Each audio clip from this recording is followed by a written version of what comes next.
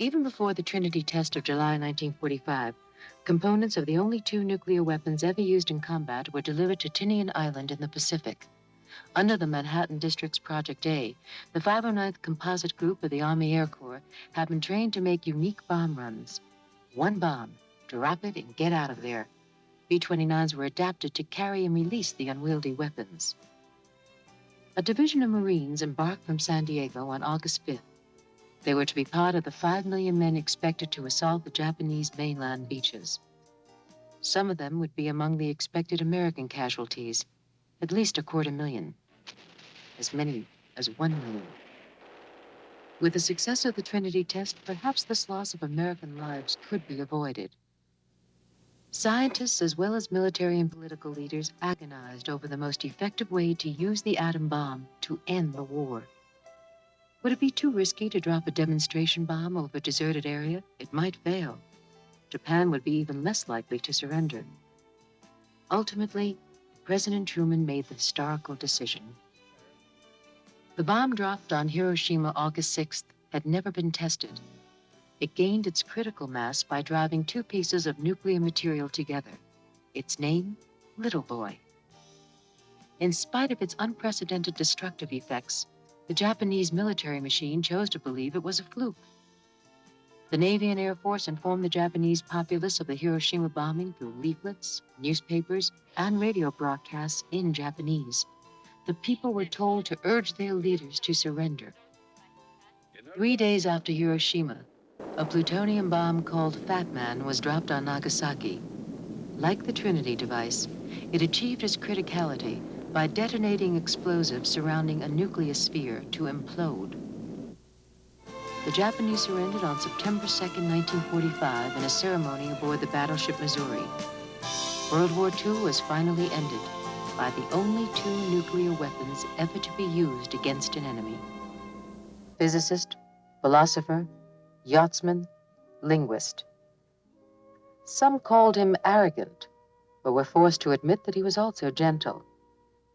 Others called him sensitive, but recalled his sharp tongue.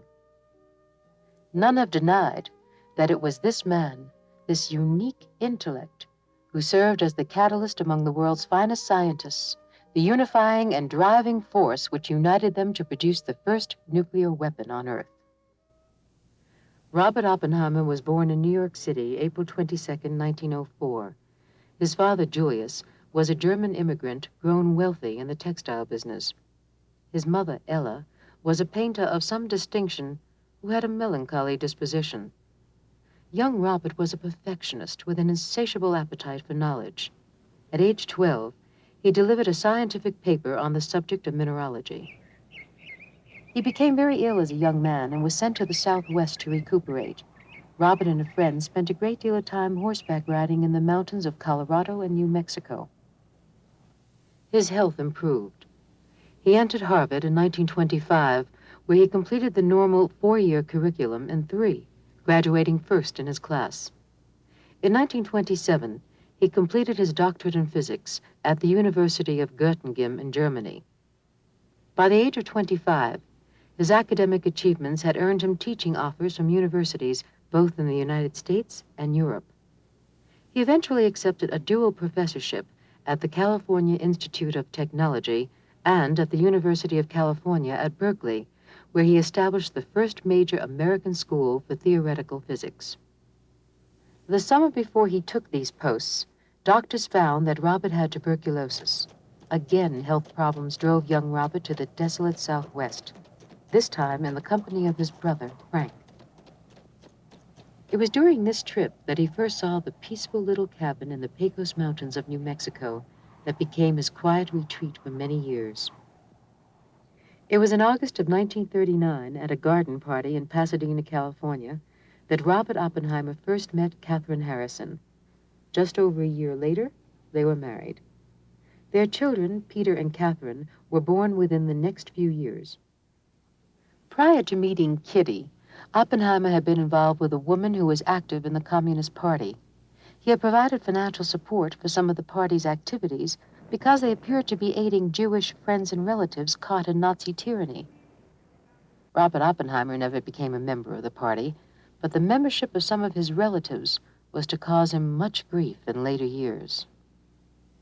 The 1940s were years of war and turmoil. The bombing of Pearl Harbor by the Japanese had thrown the United States into armed conflict and focused attention on the importance of military defense and weaponry.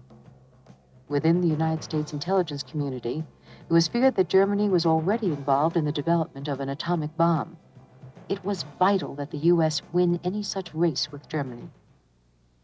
The Manhattan Project was conceived and put into operation. J. Robert Oppenheimer was selected to head the team of scientists who would seek to outthink the enemy.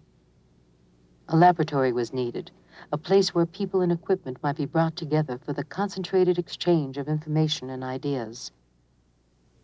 During his pack trips in the Southwest, Oppenheimer had been to the picturesque Pajarito Plateau northwest of Santa Fe, New Mexico. It was remote, relatively inaccessible, yet offered lodging for about 30 people. A small school was located there, the Los Alamos Boys Ranch School, founded by a gentleman named Ashley Pond. Oppenheimer felt that Los Alamos would be the ideal meeting place for his hand-picked band of the world's most learned scientists. New words were soon heard within the old log walls: fission, criticality, implosion. They were spoken in English, but with the sounds of tongues more familiar with other languages. There was Fermi from Italy, Ulam from Poland, Beta from Germany, Teller from Hungary, and many others. The once frail Robert Oppenheimer emerged as a great administrator of this elite company. His ability to comprehend and unify the efforts of military personnel and eccentric scientists proved a unique and priceless talent. The nation's goal was achieved quickly.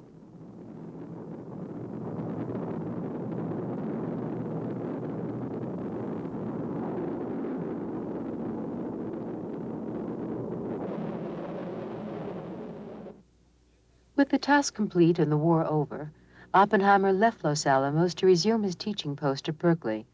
In 1947, he became director of the Institute for Advanced Study at Princeton, but he had little time for this work because of his responsibilities as chairman of the General Advisory Committee to the Atomic Energy Commission. In addition, from 1946 to 1953, he accepted appointments as scientific advisor to more than a dozen governmental committees concerned with the control and application of atomic energy. In December 1953, Oppenheimer fell prey to the national mood that spawned the infamous McCarthy investigations. Oppenheimer had been under surveillance for some time and was now accused of being a security risk because of his communist association in the late 1930s. He was also held in disfavor because of his opposition to development of a hydrogen bomb. The Atomic Energy Commission suspended his security clearance. The stress put upon Robert Oppenheimer during the loyalty hearings took a heavy toll on his health and peace of mind. It wasn't until 1962 that the nation saw the wrong that had been done this well-intentioned man. He was conspicuously invited to a White House dinner given for Nobel laureates. In 1963, the U.S. government presented Oppenheimer with the Enrico Fermi Award. This was 10 years after his security clearance had been revoked. He smiled and accepted the token regrets of his country, but his health continued to decline. On February 18, 1967, at the age of 62, J. Robert Oppenheimer died, victim of throat cancer and victim of the mood of an era. His ashes were flown to the Virgin Islands and scattered upon the ocean far from the mountains of New Mexico.